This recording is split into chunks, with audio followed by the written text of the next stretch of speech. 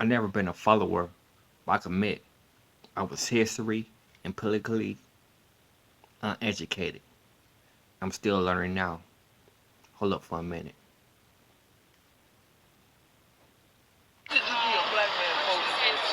Because I'm not led by the nose. I think for myself. You think for yourself? The white man doesn't think for me. The black man doesn't think for me. I don't need Jesse Jackson, Al Sharpton, and the rest of those clowns. So Trump ain't a clown? No, Trump is not a clown. It's a straight house. I think it's condescending to assume that because I'm a black man, I'm supposed to vote for a Democrat. Whether it's coming from the media telling me to do it, or from a politician telling me to do it, or even from another black person to tell me to do it. You can't, on one hand, say that you're against slavery, but then on the other hand, tell me how to vote, what to wear, how to speak, you know what I mean, how to live my life, because black people are supposed to do these things. They're supposed to vote this way. They're supposed to talk this way. They're supposed to walk this way. They're supposed to believe a certain thing, because that's slavery. You can't say that you're against slavery, but then put me in a box and tell me that this is how I have to perform. You called me a nigger. You called me. Yes, you did. No, I didn't. You did. No, I didn't. But you can say that. That's his constitutional right. You know anything about the Constitution? I didn't call you a nigger. Oh, okay. That's a big difference. Uncle Tom. Oh, that's Uncle Tom. To call somebody an Uncle Tom is completely idiotic.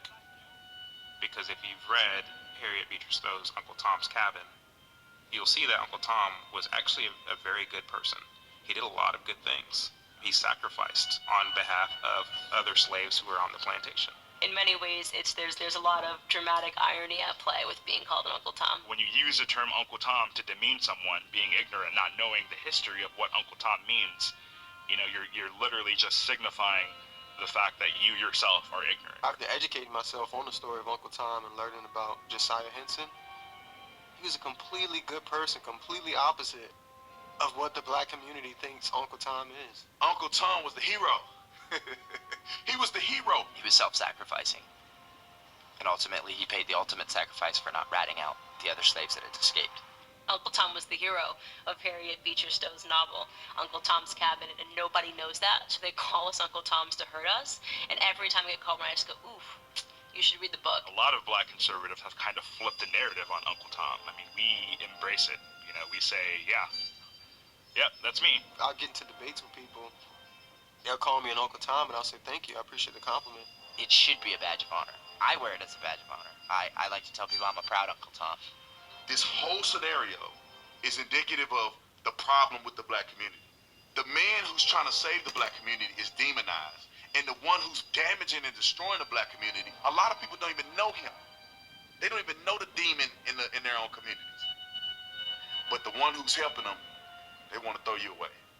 What they're actually meaning to call someone is a Sambo, which Sambo was the one who was always telling on the other slaves and telling the master where the slaves are hiding. He wanted to see the slaves get caught and the master triumph. Sambo was who they refer to as Uncle Tom, and then they just switch it to Sambo. They don't stop and think to say, oh, man, all these years I've been saying, wow, I have been kind of brainwashed to a bit to see it this way, and they don't see that. They just completely move Uncle Tom aside and bring in Sambo, and now you're Sambo.